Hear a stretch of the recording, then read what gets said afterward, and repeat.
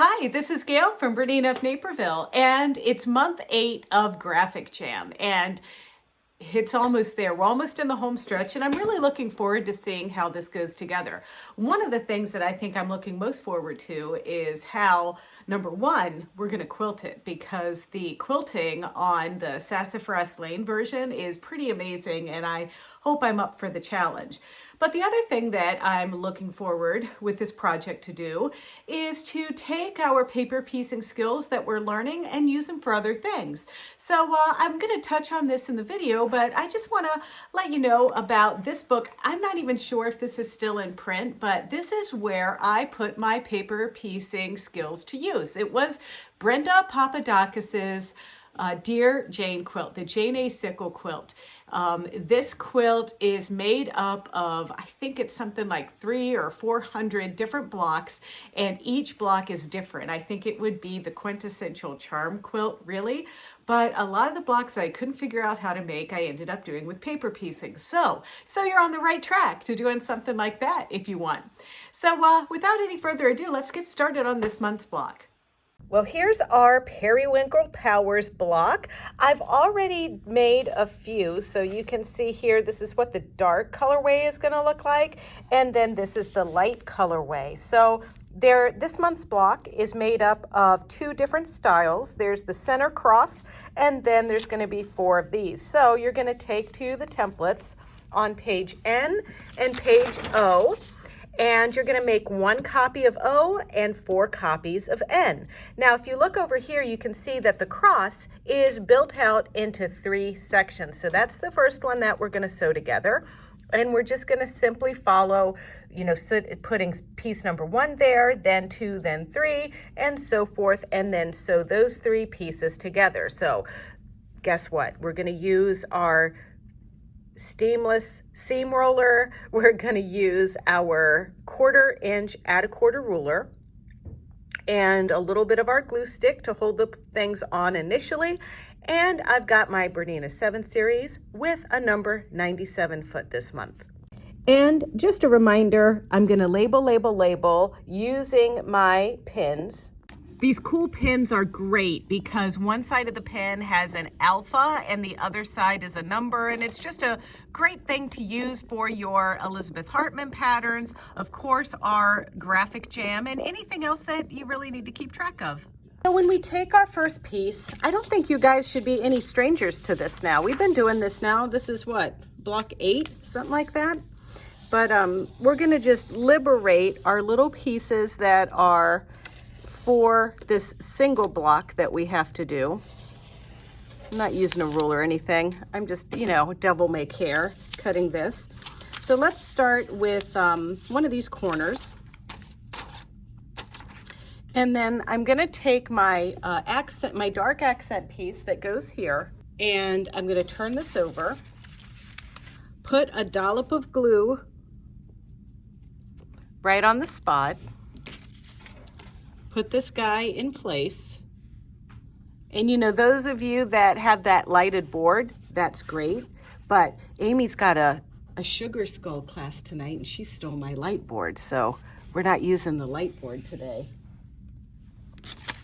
So now we're going to turn this over just like that, and I can see that I've covered my piece.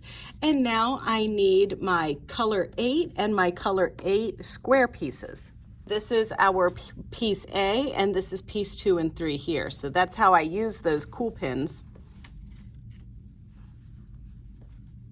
And then we're not going to cut them into triangles or anything like that. We're just going to lay this down, sew this piece to this piece, then bring that other piece over and then trim. This one is really super easy. But the first thing before we do that is we want to trim our 1/4 inch seam here. So I'm using my Bernina of Naperville store flyer, which, by the way, we need to make new ones of because we're all out. This is our last precious one.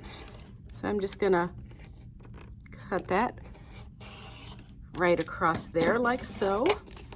And then I'm going to turn it around on the other side.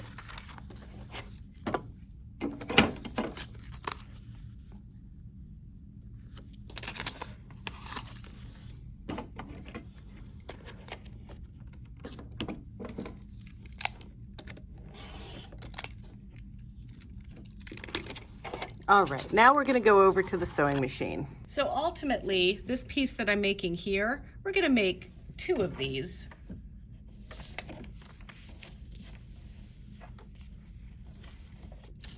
And like every other time when I do paper piecing, I like to lower my stitch length to about 1.75 or 1.8, something like that.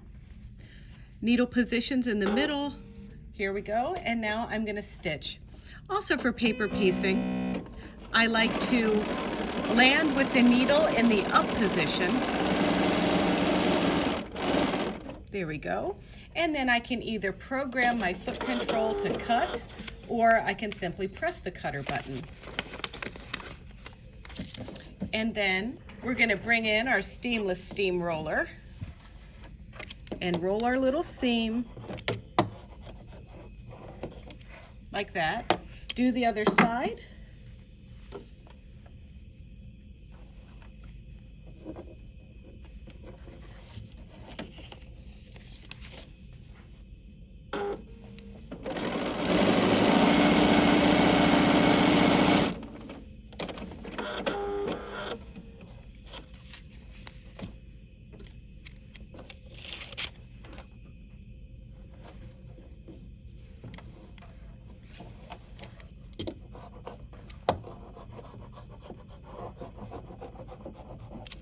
All right, we're gonna trim this down and then we're gonna make a second unit just like this one.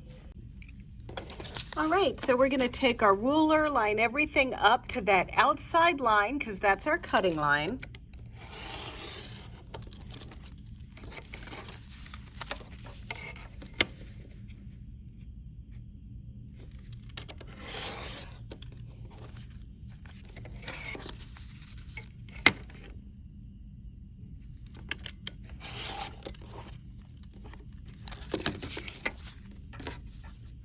All right, and so we'll have 2 of these.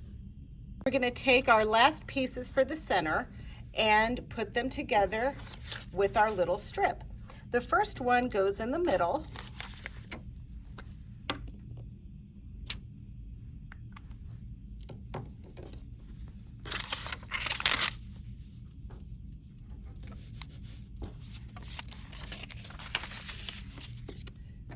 We're gonna trim both sides. And then the the other block, that's not this one, the one we're gonna make 4 of is super easy. I know you know how to do this. You could do it in your sleep.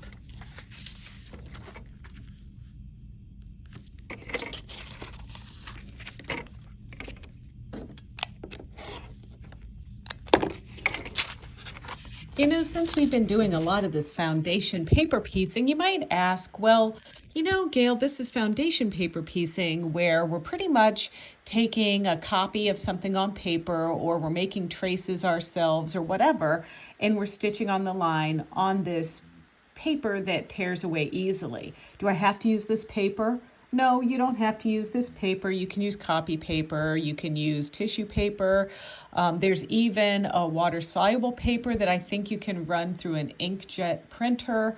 But the paper that we're using is kind of designed by a lady named Carol Doak. And years ago at the Vermont Quilt Festival, or maybe it wasn't even the Vermont Quilt Festival, it might have even been the Champlain Valley Quilters Guild, I took a paper piecing class from her. And at the time, she seemed to be like the guru of paper piecing. And the funny bit is, I didn't pay attention to the supply list. And on the supply list was, do not use polka dots, stripes, or plaids. So what did I bring? Not even knowing that that was a no-no, I brought polka dots, stripes, and plaids. So she made me match my stripes and my plaids, which I did so there. But some people think that English paper piecing and foundation paper piecing are interchangeable, but they're not. Traditionally, English paper piecing is done all by hand using foundation papers to wrap the edge of your fabric around so that you can easily have something that you can hand stitch together. It's way more portable and definitely not something that you would want to necessarily attempt by machine just like you wouldn't necessarily want to take your foundation papers and try to do those with the English paper piecing techniques, because you can see even in this month's block that might pose a bit of a challenge.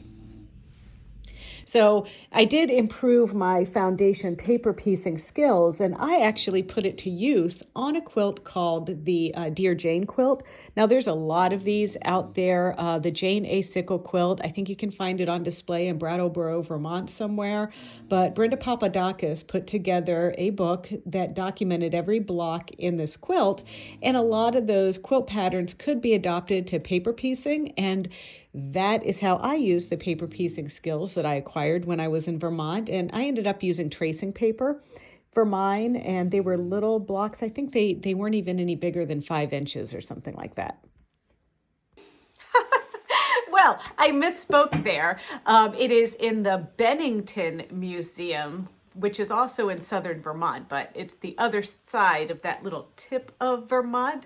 Anyway, if you are ever taking a Vermont vacation, or you're in the Massachusetts area, you can just slide on up there to Vermont and have a look at the real thing.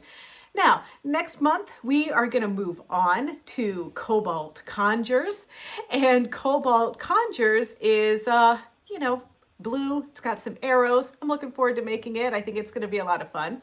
But if you want to see more videos like this one, or you want to see some fun stuff, want to hear about our Bernina love stories, don't forget to check out our Bernina of Naperville YouTube channel. It's easy. It's youtube.com/Bernina of Naperville. And there you can like, comment, and subscribe. But in the meantime, I might work on this hand quilting on this quilt just a little bit. If you believe that, I have swampland in Georgia I'll sell you. All right, enough silliness. Get to sewing. See ya.